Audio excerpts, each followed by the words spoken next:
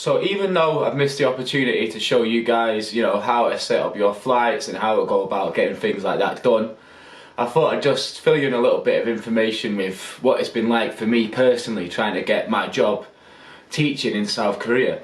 South Korea is a lot different to other Asian countries because you don't actually need a TEFL course to go and do it. Now that's teaching English as a foreign language, which is a 120-hour course. Obviously if you're going and you've done that, it's very helpful for you. It's going to teach you all the basics that you need to know.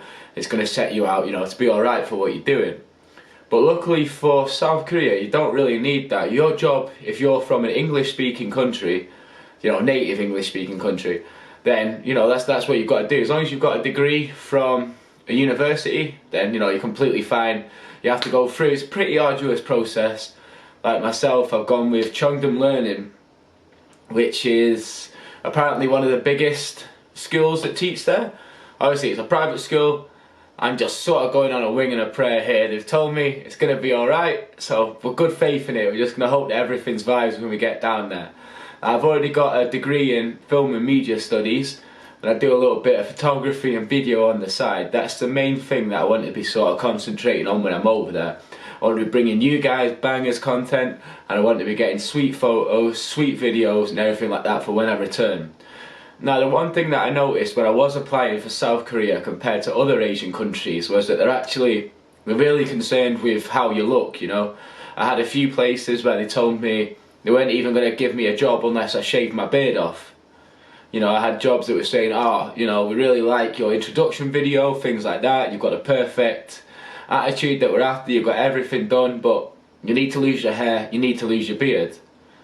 And I understand for me it's something I could do, but personally I think that, how you look is what makes you, isn't it? So for me, if I was going somewhere for a year or two, I have to make sure that I'm going to be representative of myself. I don't want to sort of be giving off a fake persona, getting there, shaving my beard off, it grows back in 2 days, I'm stuck doing that every single day. That wasn't really what I wanted, but so the only thing I say is watch out, because I've had friends who've applied and they've told them, literally they've said to me, you're willing to lose a little bit of weight, you're willing to shave your head, you're willing to do, well, not shave your head, but you cut your hair off, like, not fully, but trim it down. So I'm going to do that. I might even film myself at the barbershop. I might even throw that on as a bit of content for you guys. I don't know how exciting that'd be, but maybe you'll get that. So it's just the one thing to be, very cautious of, and the very sort of backhanded people. So, not intentionally, but when I was over there last Christmas, someone would say like, "Oh, you look great today. It's a shame about yesterday." So you send me like, "Oh, well, thank you. Cheers to feeling it today, but what was I doing wrong yesterday?" There's a lot of things like that, and you have to be willing to know that it's a very different culture to over here at Manchester. I spent the last 8 years in Manchester just sort of looking however you want to look, doing whatever you want to do. And I think that's going to be the biggest change of all, really. And I think one of the things that's going to hit the hardest for most people is adjusting to their way of life.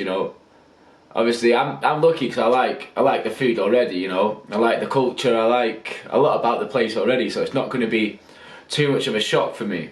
I'm lucky because having previously visited, I've already got friends who I'll introduce you guys to when we get over there. But it's just one thing to be careful of, even if you're moving just to another city, it can be a big change. Even if you're moving a couple hours away, if it's your first time moving away from your parents, or you're going away to university to start this, or you've got a new job and you're starting up and moving, it can be quite different just living in another city, but going to a completely new culture, where, for me, unfortunately, I don't really speak Korean. I know how to say hello and goodbye, that's about as much as I know.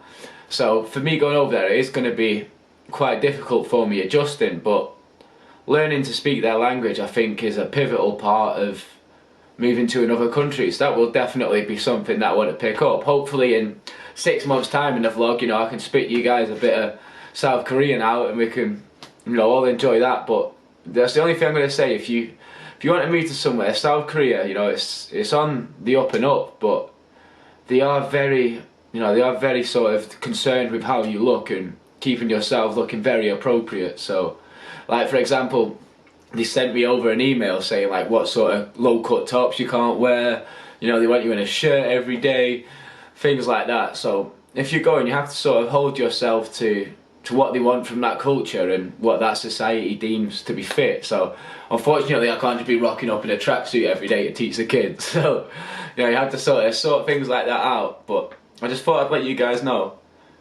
But anyway, to the next scene.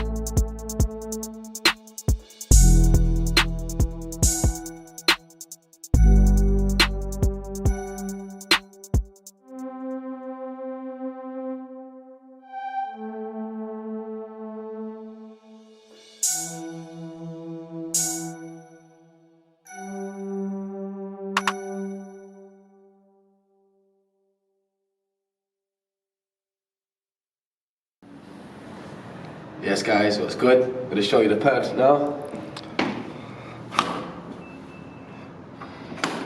Before we go in, quick crep check, what are you saying? Ooh, okay. Ooh. Air Force Ones only, you don't need to take these off. You don't need to take your Air Force Ones when you go in. Shit creps, you gotta get rid of them. So we've got a wardrobe here. Bathroom in there. Everything you need to see. Look at this. There we go. Kitchen there. That's where the magic happens. Upstairs, that's... You know, don't need to say no more about that. Some shit up there. Got anything too exciting yet? Wardrobe. One thing I would say, before you come to Seoul, bring some hangers with you, man, because that's like the most boring way to spend 40 quid ever, to buy some clothes hangers, and I'm going to have to do that. Got a table. TV will be up on here next time you see the gaff. Bang. Here we have it. Seoul right out the window. So that Korean slang written up on all the words.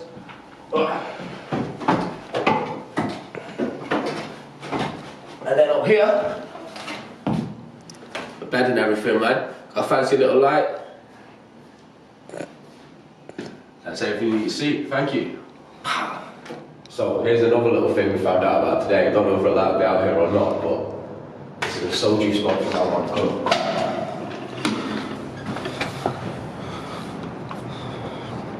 Look at that view.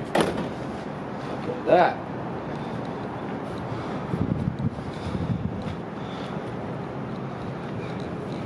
Mountains out the window. Look at that. Nice non-glass plain windows out there, nice and safe. A little bit bolty to be doing this right now, but it's okay.